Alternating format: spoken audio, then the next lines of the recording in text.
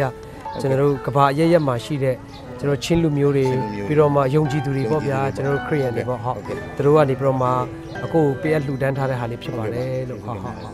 အခုမိသားစု4ယောက်နော်ဆုံးတော့3ယောက်ရှိရကိုတယ်အပေါင်း4ယောက်4ယောက်ပေါ့နော်မိသားစု3ယောက်တိတိပေါ့နော်ရှုံသွားတာအမေရလေးလေးမြန်အော်အဲ့လိုနော်လေးတွေက20ဟာ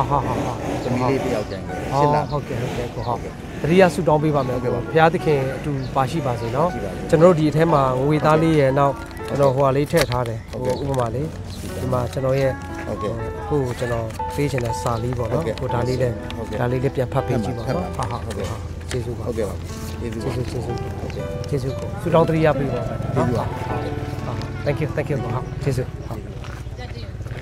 မာရမှာရှိတဲ့ဒီတော့ချင်းမျိုးကြီးအားလုံးကိုကျေးဇူးတင်ပါတယ်ချင်းမိသားစုများအခုလိုဒါရောက်ကိုဒီလေးရောက်လူတန်းပြီးတော့ကျေးဇူးတင်ပါတယ်ကျွန်တော်ပေါ့ပြီးတော့ဓာတ်မျိုးကိုကဘုံဘုံကျေးဇူးတင်ပါတယ်ချင်းမျိုးများအခုကျေးဇူးတင်ပါတယ်အခုကြည့်ရတာတကယ်ပဲစိတ်တကြက်ခိုင်တယ်နော်ကိုနော်လောက်ရသားတွေကကိုပဲကျန်တော့ငါးလုံးကမားကလေးတွေဖြစ်တော့ဟုတ်ကွယ်ဟိုကြားလည်းမကြားရဲပါဘူးဗျာစိတ်ကြီးခိုင်နေတယ်ကိုဟုတ်